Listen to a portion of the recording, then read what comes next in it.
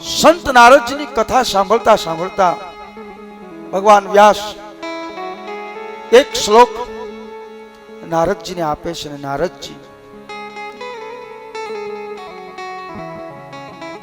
નારદજીને આપે છે, નારદજી વ્યાસને આપે છે. એક શ્લોકના 18,000 શ્લોક બનાવવામાં આવે છે એકમાંથી, અને એનું આ ભાગવત પુરાણ બનાવવામાં આવે છે.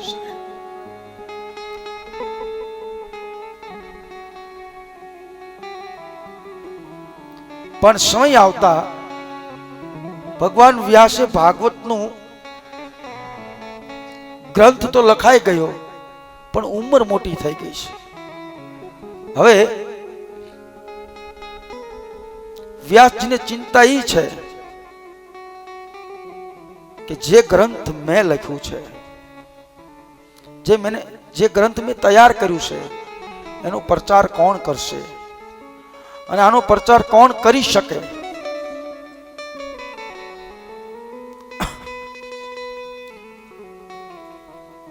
ત્યારે ધીરે ધીરે સુખદેવજી મહારાજની ઉપર એમની દ્રષ્ટિ પડે છે.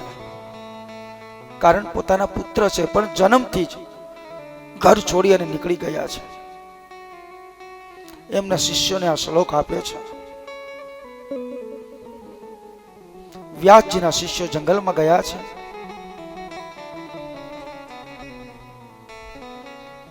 વ્યાસજી કહે છે, જ્યારે તમને જંગલમાં બીક લાગે ત્યારે તમે આ શ્લોક બોલજો, એટલે તમને ભય નહીં લાગે.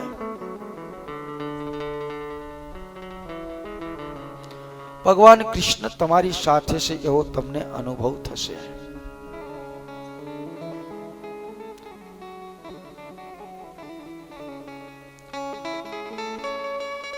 ભગવાન વ્યાસના શિષ્યો જંગલમાં જ્યારે આ શ્લોક બોલે છે, ત્યારે સુખદેવજી સમાધિમાં હતા, અને આ શ્લોક સાંભળ્યા ને એટલે સુખદેવજીનું આકર્ષણ વધે છે શ્લોક તરફ. આવા શ્લોક બોલે છે, આકર્ષણ વધ્યું.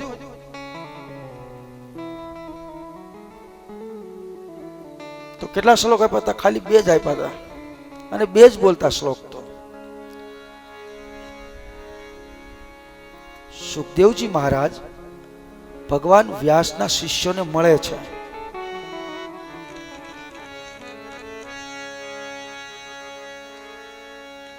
તો બીજી વખત જ્યારે આ શિષ્ય શ્લોક બોલે છે, ત્યારે સુખદેવજી આમ તેમ જોવે છે કે અવાજ આવે છે ક્યાંથી, ગોતવા જ નીકળ્યા છે કોણ છે. જોવે છે તો ભગવાન વ્યાસના શિષ્યો છે. પૂછે છે કે તમે આ ક્યાંથી લઈ આવ્યા, તમને કોને આપ્યું છે?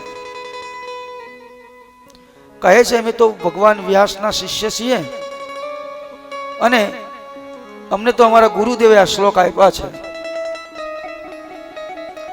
કહે છે ભગવાન વ્યાસના શિષ્યો સુખદેવજી મહારાજને એમ કહે છે, આ તો ખાલી 2 શ્લોક છે, બાકી તો આખી ગોડાઉન તો હજુ ઘરે છે. એમ સમજાણું? કથાનો 4થો દિવસ છે. લાઈવમાં કોઈ કથા સાંભળતો છે તો એ મને કોઈ ગાંડો ગણશે, કારણ કે આ બધી કથા પહેલા દિવસે પૂરી થઈ જાય. પણ ખાલી 1 શ્લોકને સમજવા માટે આપણે 4 દિવસ થયા. સાહેબને ખબર છે, પણ સાહેબ આજે હાજર નથી. તમને વિસ્તારથી હું સમજાવું છું, મહેનત કરું છું. તમને ગમે ત્યારે ભવિષ્યમાં ખબર પડે કે આ શ્લોક છે શું. આપણને એમ થાય કે બધા બ્રાહ્મણો શ્લોક બોલે છે, પણ એ શોર્ટકટમાં સંસ્કૃતની ભાષા બોલે છે ને, એટલે તમને સમજાતી નથી. બાકી એને શ્લોકને સમજો ને તો જિંદગી પૂરી થઈ જાય એક શ્લોકને સમજવા માટે. સાહેબ, એક શ્લોકમાંથી 18,000 શ્લોક બન્યા છે, તો એમને આમ તો નહીં બન્યા હોય, એકમાંથી જ બધું બન્યું છે. તો એમાં કંઈક છે એવું બતાવે છે ભાગવત આપણને. આવા અમારા ગુરુએ તો 18,000 શ્લોક બનાવ્યો છે. આવી વાત સુખદેવજી મહારાજે સાંભળી, એટલે સુખદેવજી મહારાજ 12 વર્ષથી પોતાના પિતાજીનું ઘર છોડી અને નીકળી ગયેલા આજે સુખદેવજી મહારાજને પિતાજીનું ઘર યાદ આવ્યું છે. શું કામ? સંસારના નાતે નહીં સાહેબ, નંદનવન ભગવાન કૃષ્ણની કથાની માટે, પરમાત્માની માટે, શ્લોકની માટે. આજ ભગવાન વ્યાસના આશ્રમમાં દોડતા દોડતા જાય છે, ઈશ્વરની માટે જાય છે સાહેબ. આપણે તો સંસારની માટે દોટ મૂકીએ છીએ, પણ આ બાજુ સુખદેવજી મહારાજ જે પૂર્ણ નિર્વિકારી છે સાહેબ, દોટ મૂકી છે આજે પિતાજીના ઘર તરફ. જે બાપ જન્મતા વેત દીકરાની પાછળ દોટ મૂકી હતી, અને એ સમયે સુખદેવજી મહારાજે એમ કહ્યું હતું, પિતાજી આ દુનિયામાં કોણ બાપ ને કોણ દીકરો? એ સુખદેવજી મહારાજ આજ માત્ર ને માત્ર 18,000 શ્લોકની માટે, નંદનવન ભગવાન કૃષ્ણની કથાની માટે દોટ મૂકી છે સાહેબ. મારો તમારો બધાયનું આ જ તકલીફ છે. આપણે બધાય સંપત્તિની માટે, સંસારની માટે દોડીએ છીએ, ઈશ્વરની માટે આપણી દોડ નથી એટલી સાહેબ. એટલી દોડ જો આપણી ઈશ્વર માટે હોત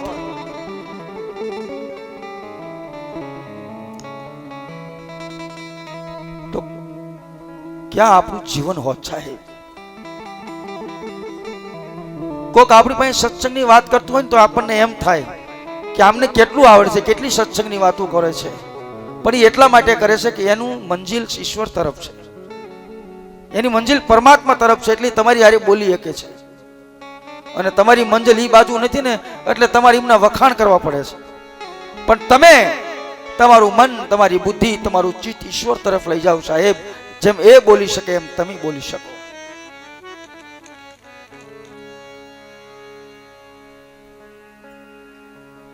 તો આજે સુખદેવજી મહારાજ ભગવાન વ્યાસની પાસે આવ્યા છે અને જષ્ટાંગ પ્રણામ કર્યા છે, પોતાના પિતાજીને પગે લાગે છે. પિતાજીને કહે છે, પિતાજી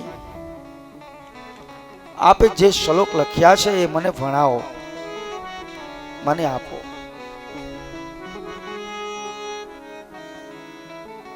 હે પિતાજી, આ ગ્રંથનો સાચો અધિકારી કોણ છે? ભગવાન વ્યાસ કહે છે, આ ગ્રંથના ખરા અધિકારી બીજું કોઈ નથી, એક જ વ્યક્તિ છે, એનું નામ છે આત્મારામ. સત્સંગનો અધિકારી પુરુષ કોઈ હોય, જ્ઞાનનો અધિકારી પુરુષ કોઈ હોય તો એનું બીજું નામ છે આત્મારામ. આપણા ભીતરની જે આત્મા છે ને, એ જ્ઞાનનો અધિકારી છે, એ સત્સંગનો અધિકારી છે, એ સત્યનો અધિકારી છે સાહેબ. એને ખોટું ગમતું નથી. તમે જોજો, તમને કઈ સોનું જડે કે પૈસા જડે ને તો તમારું મન સ્વીકારશે, પણ ઘરે ગયા પછી તમારો આત્મા નહીં સ્વીકારે. આત્મા ના પાડશે, આનો અધિકારી હું નથી, કોક બીજો છે. આત્માએ ક્યારેય કોઈ દિવસ ખોટું સ્વીકાર્યું નથી. એટલે આજે ભગવાન વ્યાસ સુખદેવજી મહારાજને કહે છે કે આ ગ્રંથનો અધિકારી બીજો કોઈ નથી, કેવલ આત્મારામ છે. અને આત્મા એ બીજો કોઈ નથી. નંદનવન ભગવાન કૃષ્ણ એ જ મારો તમારો આત્મા છે. પણ આપણામાં માન્યતા નથી સાહેબ, એટલે તો આપણે કૃષ્ણને ક્યાંક મંદિરમાં ગોતીએ છીએ, કૃષ્ણને ક્યાંક બીજે ગોતીએ છીએ. એટલે સંતો એમ કહે છે કે તું પડ્યો અહીંયા તે ગોતું નહીં, ગોતું શેટે શેટે, નજર કરી નહીં તે કોઈ દી નેઠે, જો દીકરો બદરીના બેટે, હજુ એને ગોતું શેટે શેટે. શેટે દોટ મૂકવાની જરૂર નથી. કૃષ્ણ મારા અને તમારા હૃદયમાં છે સાહેબ. જાણવું અને જોવું બહુ દુર્લભ છે.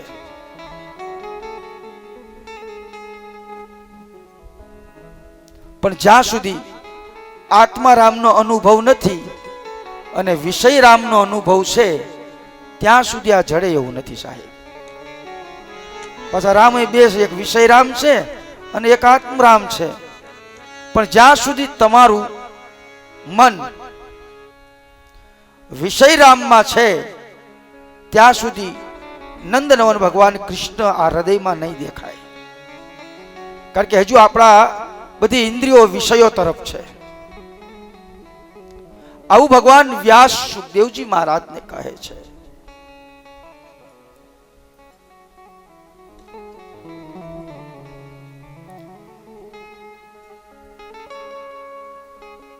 તો આ નંદનવન ભગવાન કૃષ્ણને આપણા ભીતરમાં આપણે નિરખવો હોય તો શું કરવું પડે?